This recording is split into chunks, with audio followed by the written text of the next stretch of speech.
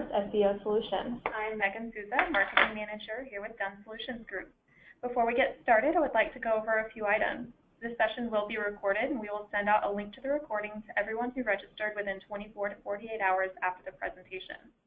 We also have recordings of all previous webinars on our website in the event that you missed any in the past at donesolutions.com.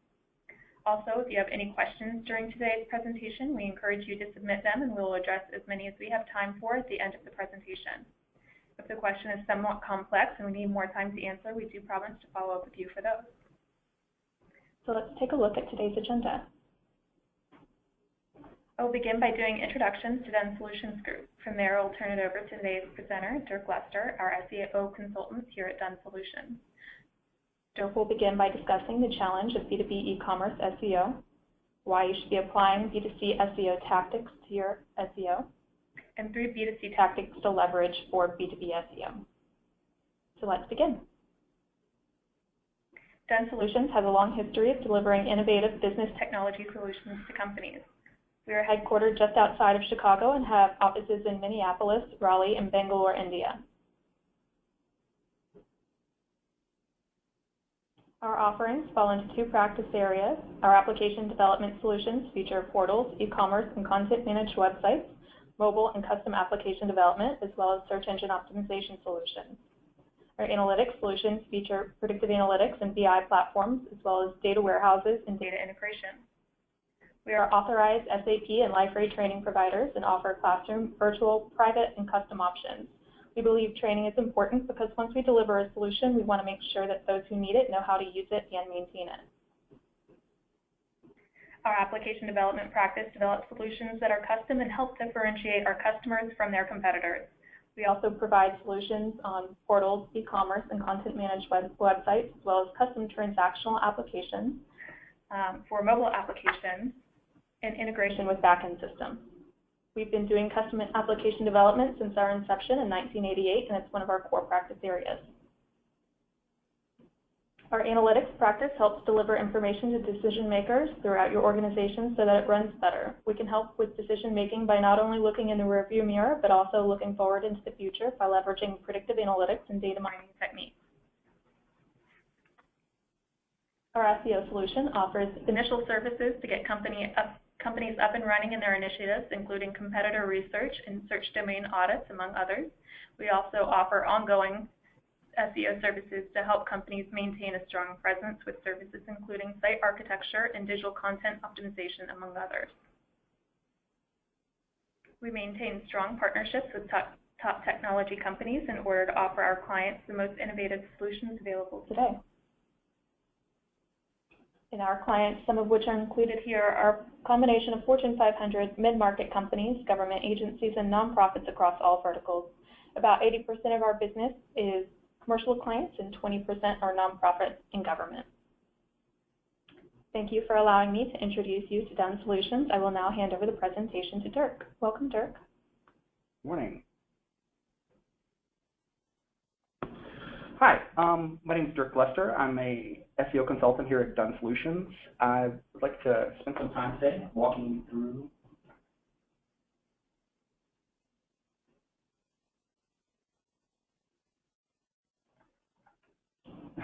just a few of the challenges that B2B e-commerce presents to when it's applied to SEO, why you should be applying B2C SEO tactics to your B2B SEO, and to introduce you to 3 tactics you should be using. Those 3 tactics are digital asset optimization, social media optimization, and the deployment of rich snippets and structured markup on your websites. Okay.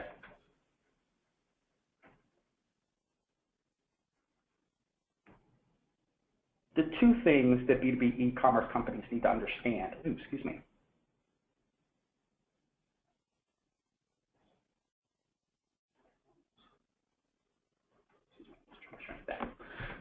All right, the 2 things that B2B e-commerce need to understand are, first, that organic search dominates the B2B products and services buying cycle even more so than it dominates the B2C commerce cycle.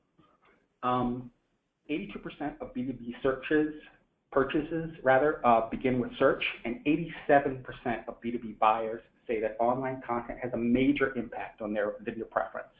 But even so, only 30% of B2B vendors engage in organic search marketing. That disparity is an opportunity that I feel like everyone should be taking advantage of. And the second thing is that it's impossible to just improve your organic search rankings.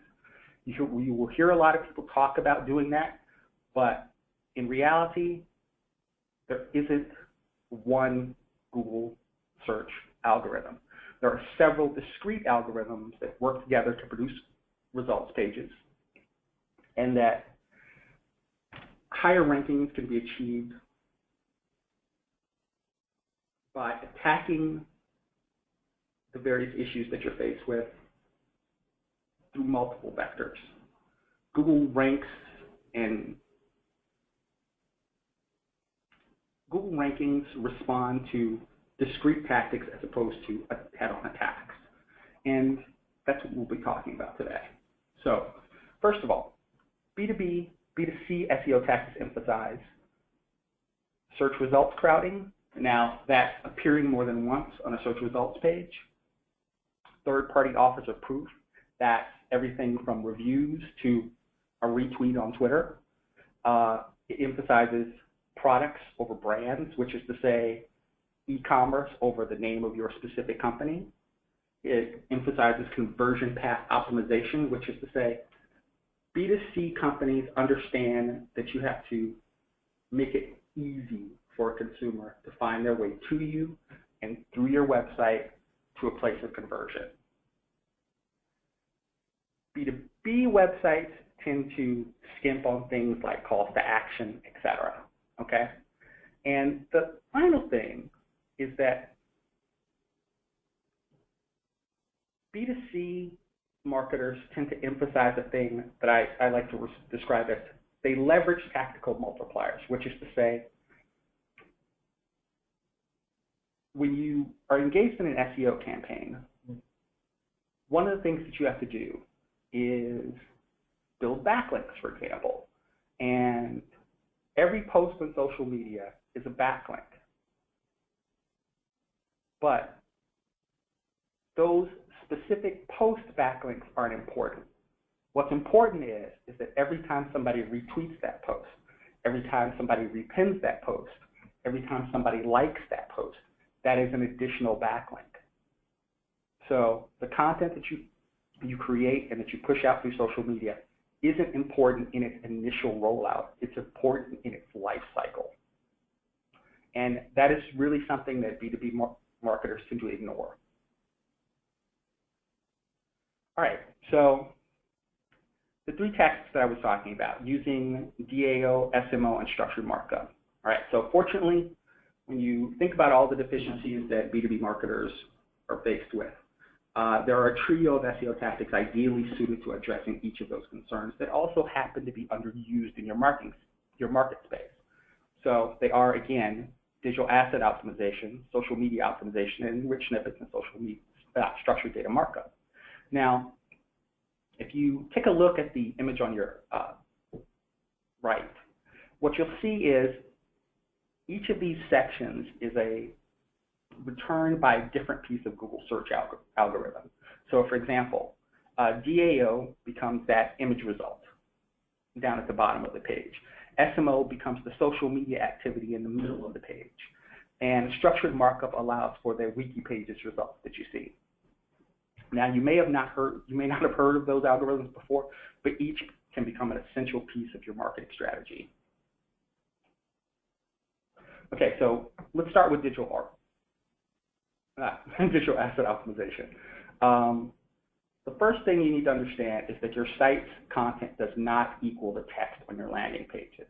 So there's a significant leap in Google's ability to understand, assess, and thereby give your website credit for non-text digital content.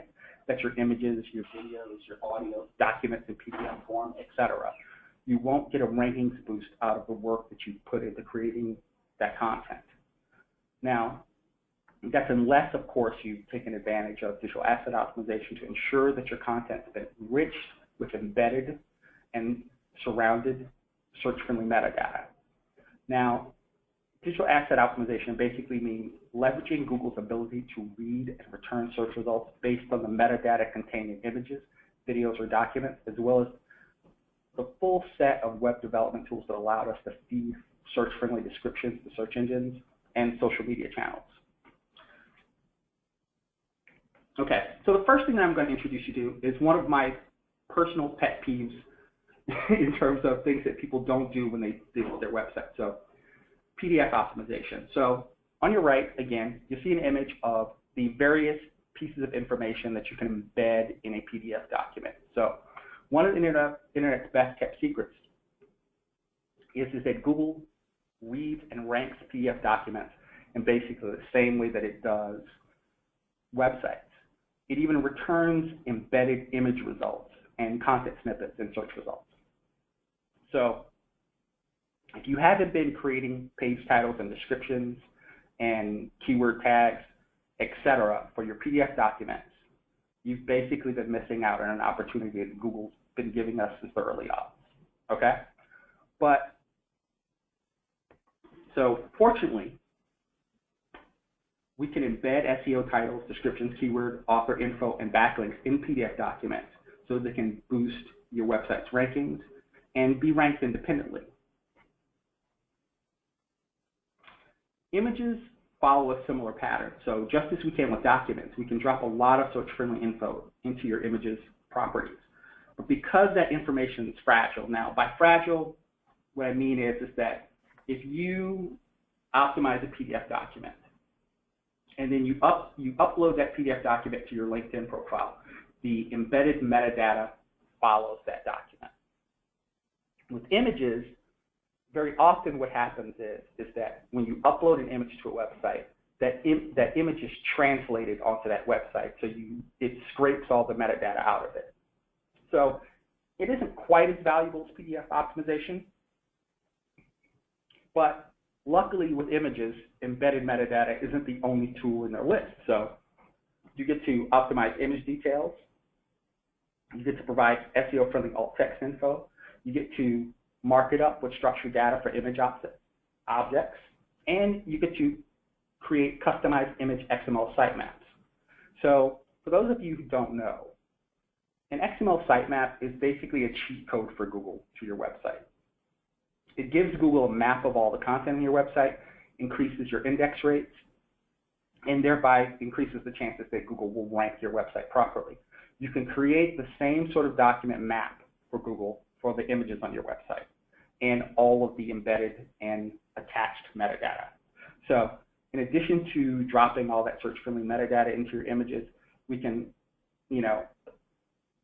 attach them to customized XML sitemaps that will increase the number of times that they're indexed and increase the likelihood that they will appear in search results.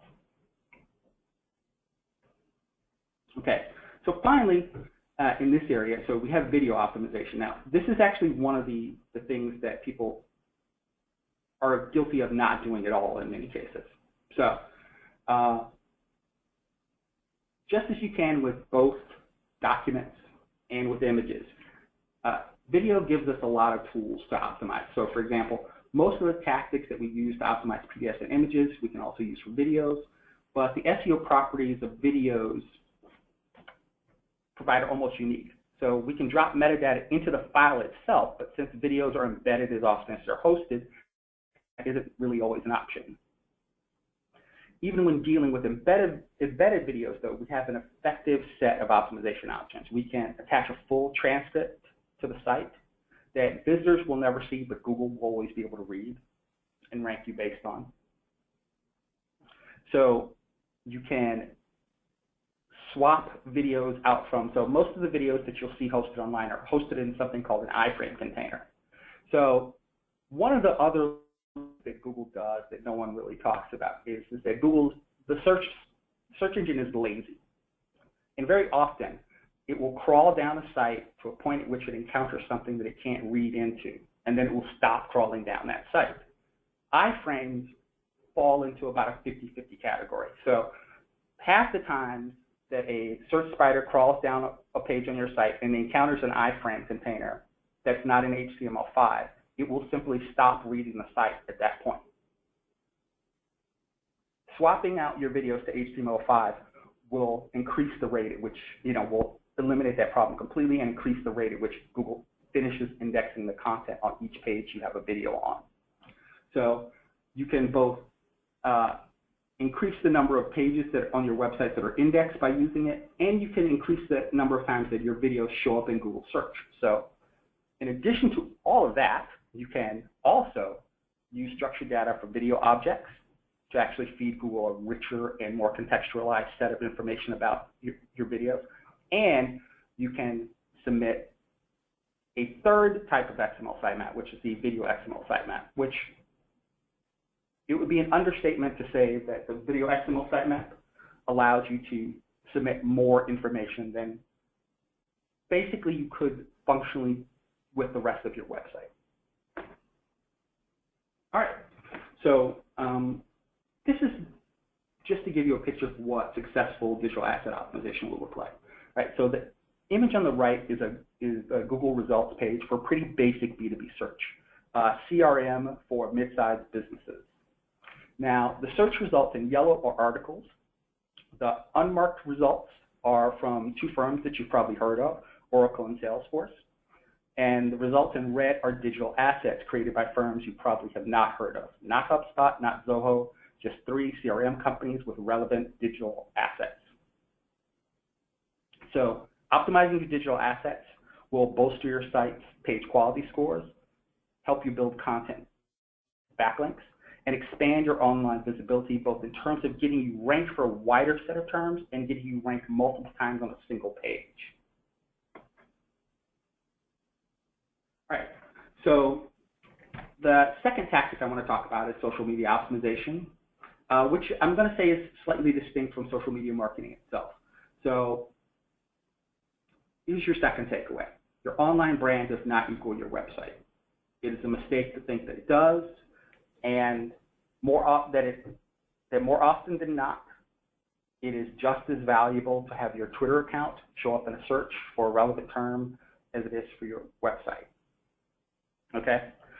Chasing organic domain rankings can be a fool's errand because regardless of how well optimized your site is, it might not have the kind of content that Google wants to return for a given query. So in short, if Google wants to return a news article, and that's what's going to return no matter what, there's really nothing you can do about that. You either have to chase that result with a news article or not appear in the search. So your response to that really has to be optimizing your social channels and your posts to bolster their chance of appearing in a search result.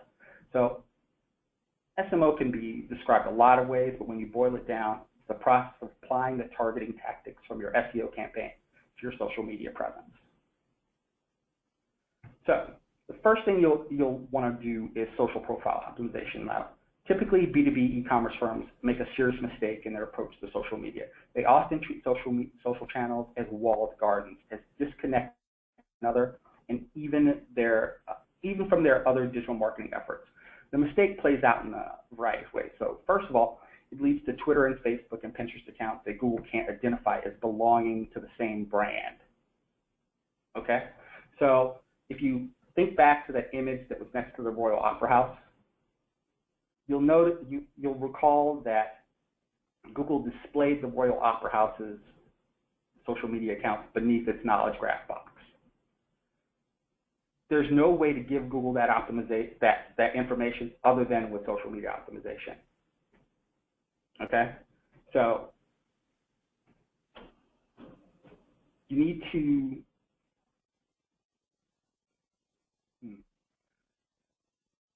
all right. So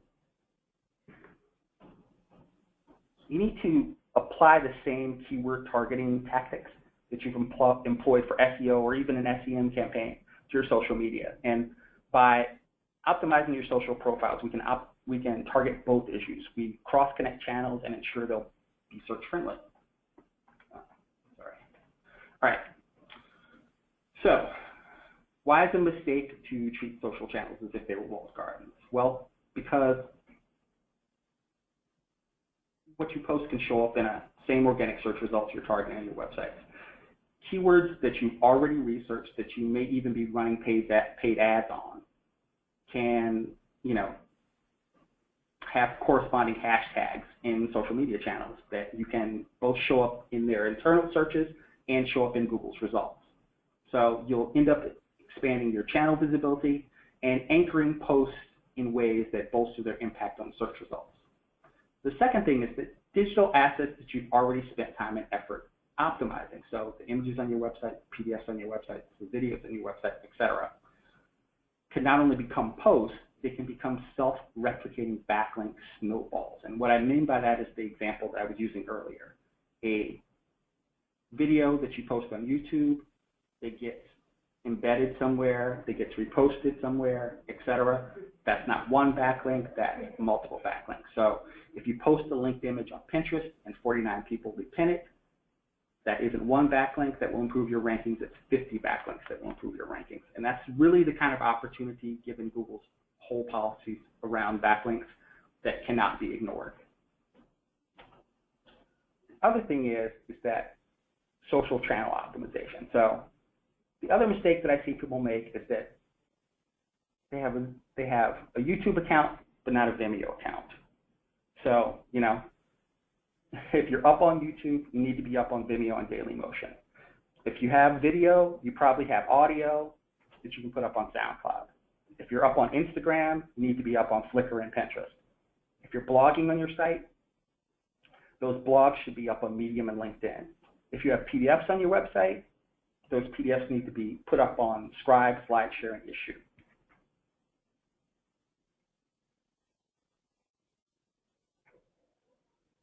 So what will good social media optimization look like at the end?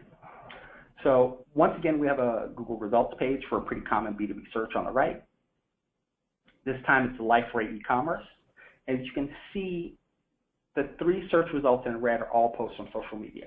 One from Quora, one from YouTube, and one from Tumblr. And they're ranked right alongside the KonaCart homepage. Now, I don't know if you're familiar at all with KonaCart, but it's one of the larger names in life-rate e-commerce. So getting next to it is a fairly sizable accomplishment, and it was done here in one case with an answer to a question on Quora, which is I don't know if you're familiar with Quora, it's a Q&A site. It's experts answering questions. Now, optimizing your social channels will allow you to build more and more effective backlinks. It will improve your branded search results. It will open up additional traffic channels. It will speed up how quickly your content is indexed. And that's one I'd actually like to say twice, because I cannot emphasize how important that is. One of the basic truths of search rankings is that the more often your website is indexed, the higher your rankings will tend to be. That's 10 times out of 10. And Google has what could be described as a day to 14-day per index window. So what that means is that when you post a piece of content on your website, Google might either index that piece of content that day, or it may be 2 weeks before it ever shows up in a search result. Posting something on Google Plus will ensure that that piece of content gets indexed that day. And that's really just not, again, it's not the kind of opportunity, not the kind of advantage you can ignore when you're chasing rankings.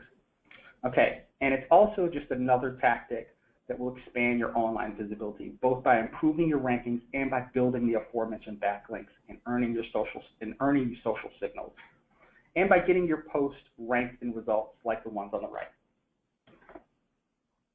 Okay, so this is actually my personal favorite of the 3 here, because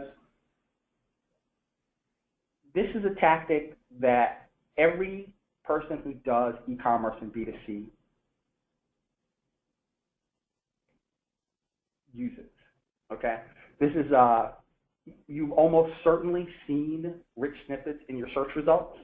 Every time you've seen a star ranking, every time you've seen dates beneath the search result, That's the result of structured markup being pulled into a search result. So here's a third takeaway.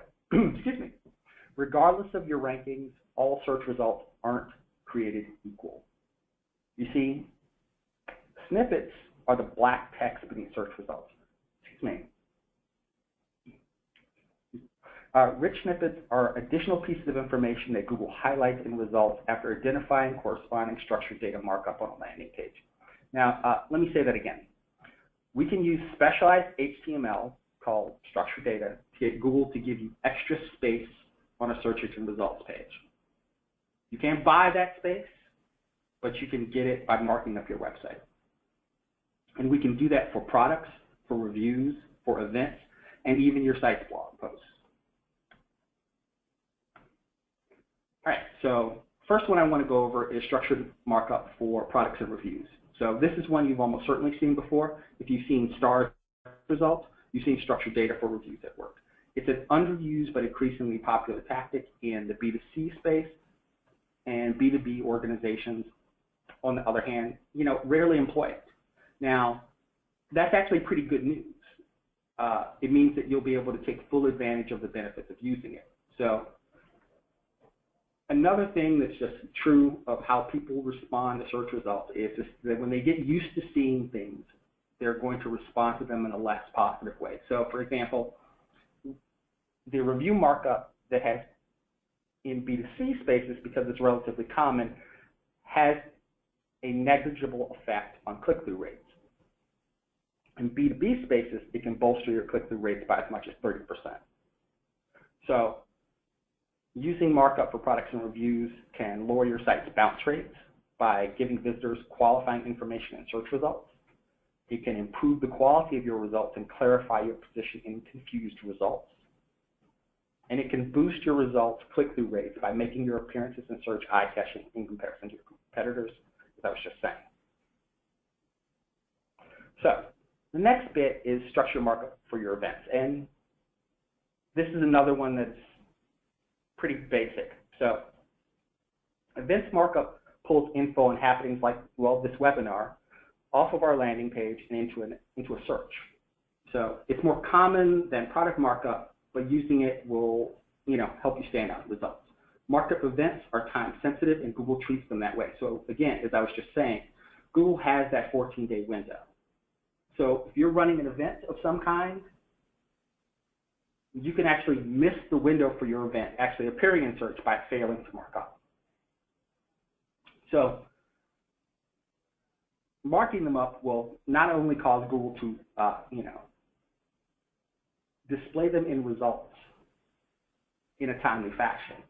It will particularly highlight them for people whose search queries match the kind of thing that an event is typically associated with. Google will also display your events beneath page results within your brand knowledge box. So again, if you Google basically any concert venue that you could think of, or anything like the Royal Opera House, which is one of the reasons I started with it, you will also see a scroll beneath the knowledge box of upcoming events. Now, those events are pulled off the Royal Opera House's website and displayed in the knowledge box without them having to do any further work.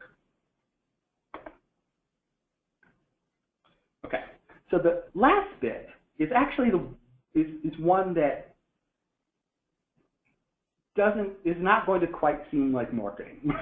Okay, so it's structured markup for news, articles, and answers. So news and articles are pretty simple.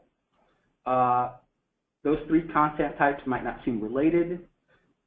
They'd be on three separate sections of your website, your blog, your press releases, and your FAQ.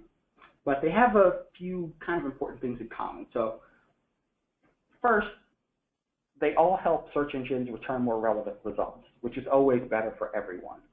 It's more accurate to say that it displays news or answers results than it's to say it ranks them. What I mean by that is that it is not at all uncommon to see an answer result, as you can see on the image, from the 10th ranked search displayed prominently above the first ranked result. Google gives content marked up as news, articles, and answers more page prominence than you could actually buy. It is the kind of tactic that I can recommend basically to everyone if you have anything on your site that falls into any of these three categories, and basically everyone does. So how will you end up benefiting from structured markup on your website? So one problem endemic to the B2B space is something called results confusion, okay? And what that means is that Google often does not know how to interpret the intent of popular B2B search terms. So for example, somebody searches for life rate training. Is that person trying to find life rate training because they're a developer, or are they trying to find life rate training because they have a life rate set up and they need to learn how to use the CMS? It's very common when Google encounters a search like that for them to just sort of like display a grab bag of results. So you'll find products, services returned alongside news articles, forum threads, and rich answer boxes. But structured markup was literally designed to combat that effect. It was designed to clearly and completely identify the nature of your site's contents to Google. So you pull down the amount of sort of mistaken, confused results you appear in, you increase the number of proper results you appear in, and as a result, your click-through rates are higher, and your bounce rates are lower. And again, Google will negatively interpret your bounce rate. So if you're pulling searches from a search result that results in bounces, Google will just stop displaying those search results. And one of the ways to avoid that is to make sure that your content is completely clear to Google. Okay, so after all of this, so you may be wondering like why I picked these three out. Now, it's because DAO, SMO, and markup work together well. So now we're back to this image on the right, and we're back for a simple reason. It's because that's a perfect brand results page. And everything we've just gone over went into creating it. If you take a closer look at it, you'll find optimized digital assets in the mega image block. You'll find optimized social content and channels in a couple of places, and you'll see the rich snippets for events in the brand knowledge box. Now, you might think that it was easy because I chose a place as famous as the Royal Opera House, but here's something you may not know. This is not the only Royal Opera House. There's a Royal Opera House in Stockholm, there's one in Edinburgh, there's one in Oman, there's one in Sydney, Australia. As a matter of fact, if you've seen a picture from Australia and you have not been to Australia yourself, you've seen a picture of the Royal Opera House in Sydney. But the one in London is the one with the best optimized online presence. So this is the one that Google gives us when you search. Okay. I just want to thank you for your time. Information essential. Okay. I just want to thank you for your time and to ask if you have any questions. Feel free to type those in now. Otherwise, if there are no questions, we thank you all for joining us today and hope that you gathered something out of this. If you are interested in any of the SEO services that we offer, you can contact either of the emails that you see here on the screen. Otherwise, we hope you both enjoy the rest of your day, and we look forward to seeing you at future webinars. We'll stay on the line for a few more minutes just to see if any questions arise.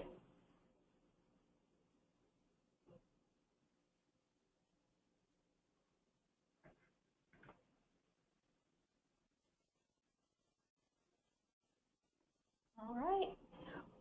Again, if you have any questions in the future, please contact one of those email addresses and we'd be happy to cover them for you. Enjoy the rest of your day.